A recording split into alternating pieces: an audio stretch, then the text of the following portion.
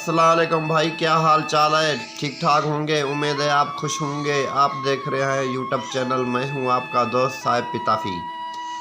कल जो आपको वीडियो रात वाली दिखाई थी, वो आपको जो उस वीडियो का जो बारिश पड़ी थी उसका आपको पानी देखें कितना पानी पड़ा है। ये तराई जो है ना फुल हो गई है।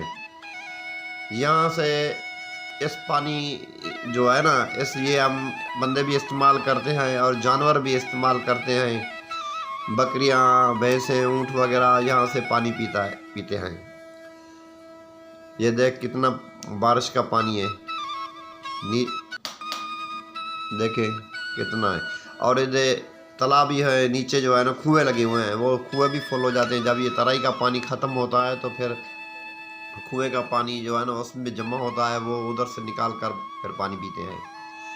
ये देखें, हमारी वीडियो जो देख रहे हैं उन भाइयों को ये गुजारिश है, हमें सब्सक्राइब करें, लाइक करें, कमेंट करें, बड़ी मेहरबानी होगी। नेक्स्ट वीडियो तो इजाज़त देना। अल्लाह हाफ़िज़।